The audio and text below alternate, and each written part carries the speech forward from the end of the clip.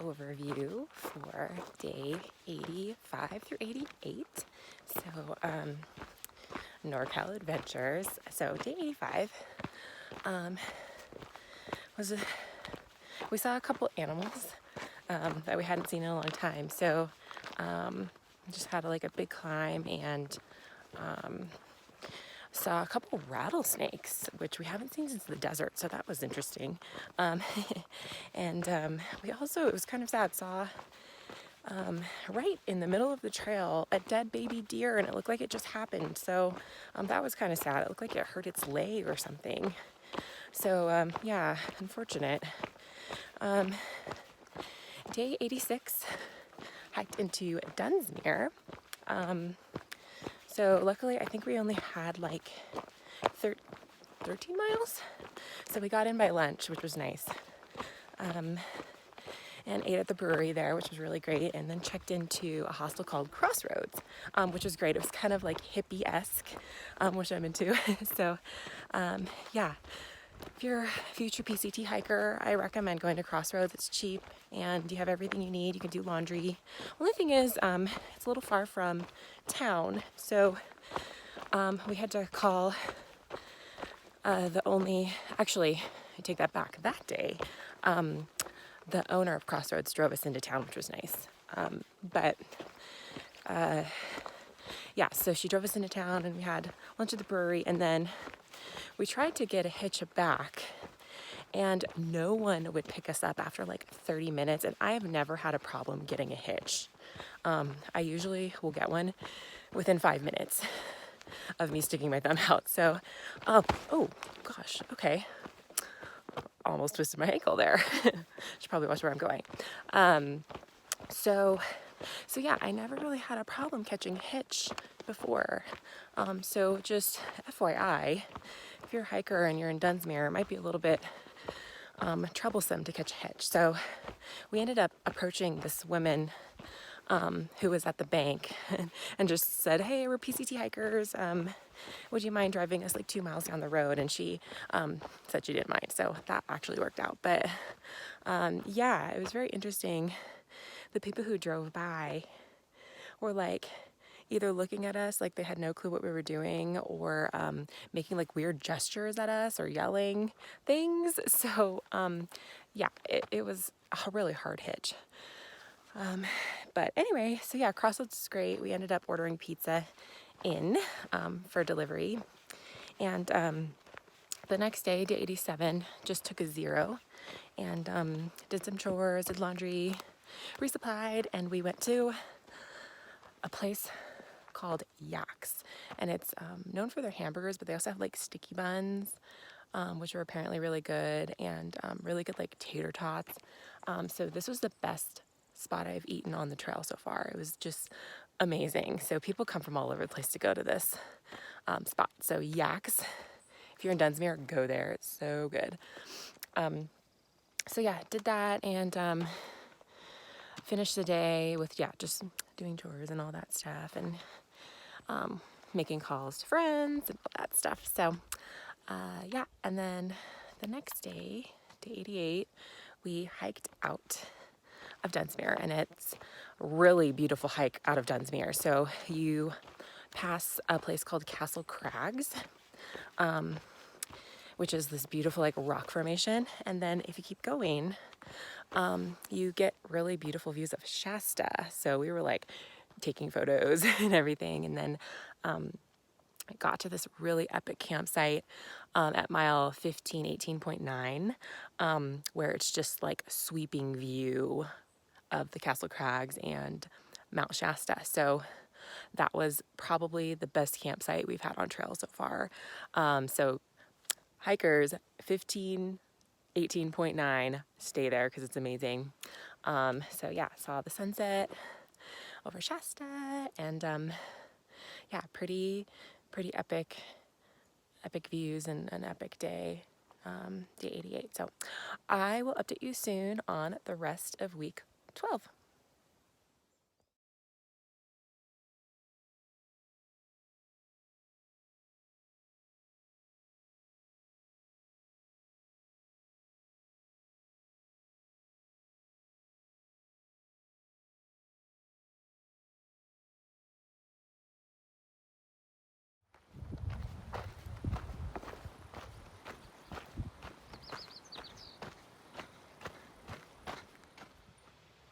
overview for week 13. I said week 12 in the last clip, but that was wrong. Week 13.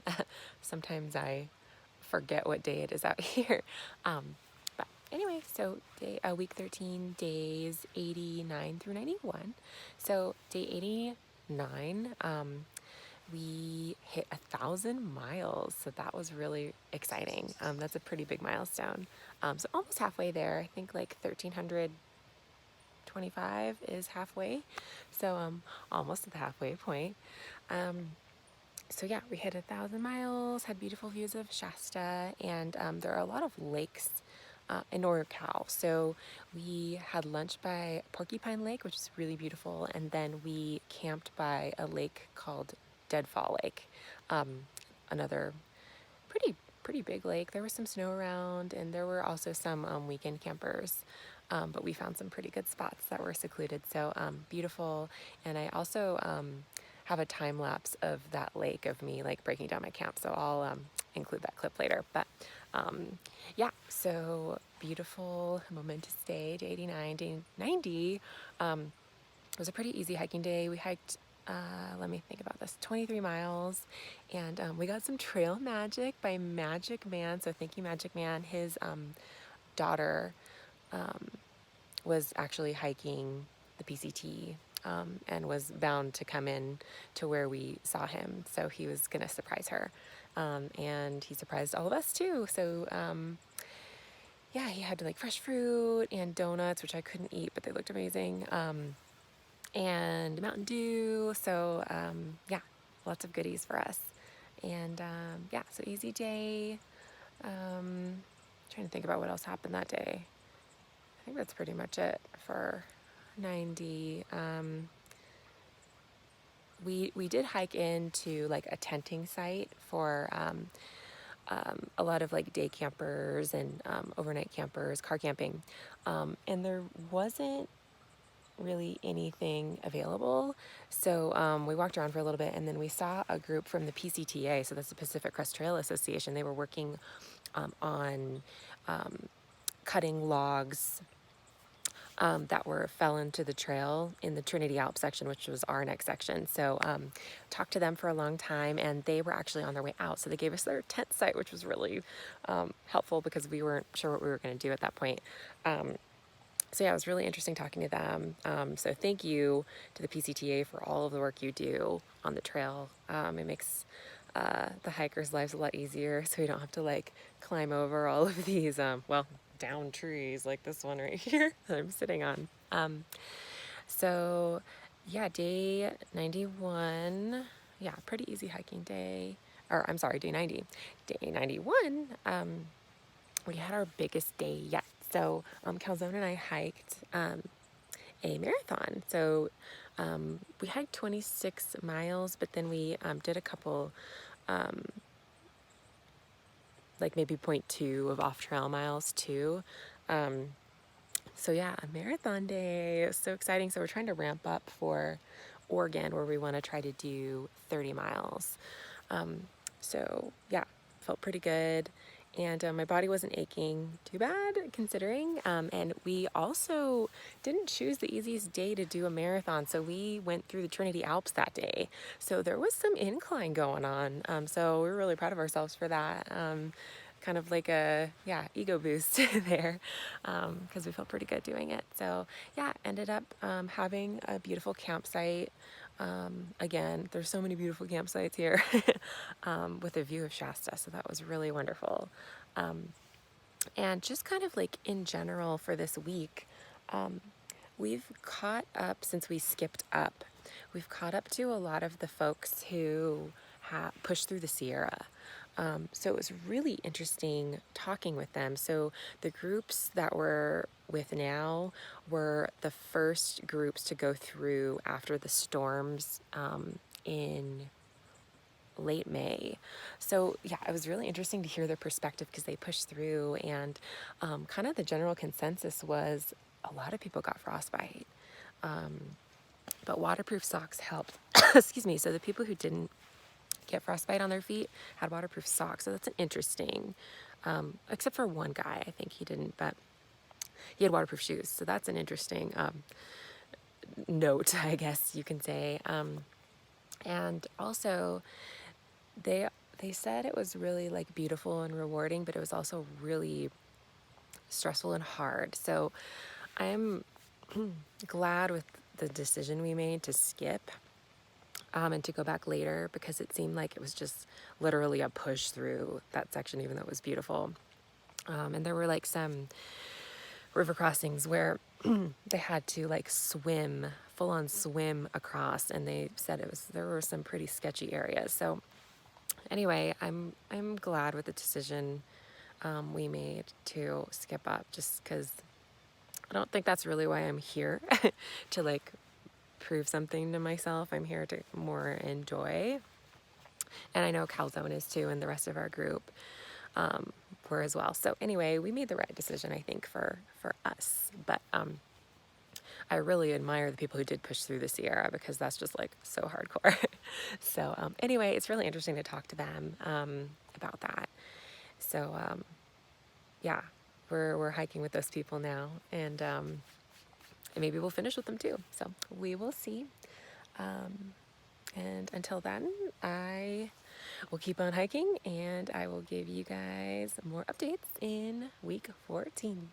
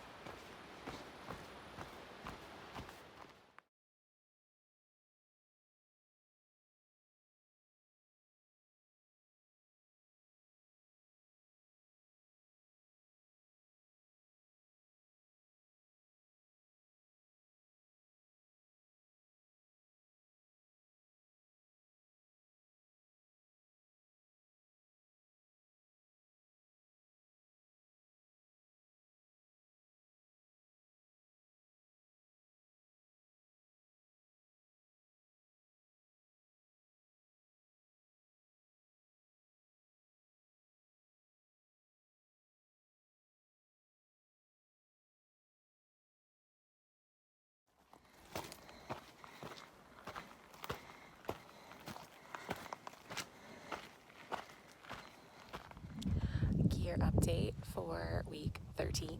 So this was the week of holes. So I unfortunately have a hole in my Under Armour sun shirt.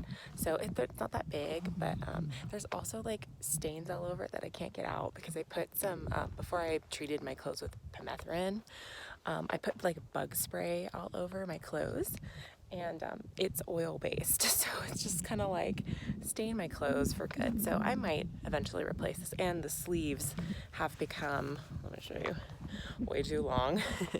So might replace that. Also, I have a hole, or really big hole actually, in my Outdoor Voices pants. So I don't know if you can see it, but I mended it with dental floss, and I have a sewing needle in my first aid kit. So mended that, and then I also have a little hole in my rain fly, like right above where my sleeping bag would be. So I think just if it starts raining, I'll secure it with duct tape or something. But otherwise, tent is holding up well, considering how much I'm using it, obviously, every day. And also my Tyvek ground sheet, I have a hole in that as well, but it's still fine. So I won't really replace that stuff unless it gets really bad, because they're just going to be thrashed by the end of this trip anyway. So yeah, a week of holes, unfortunately. And the permethrin treatment for my clothes is going really, really well. And also, kind of one of my favorite pieces of gear right now is my buff, because it's been really, really dusty in the NorCal area. So what I do when it's really, really bad is I put it over my face while I'm walking. So that has been really, really helpful, because I'm, I guess, pretty sensitive to the dust. My nose will start running and my eyes will start watering, and I'll get a migraine, which doesn't happen a lot. So yeah, really am into the buff. Yeah, that's pretty much it for week 13. I will update you guys next week on the status of everything.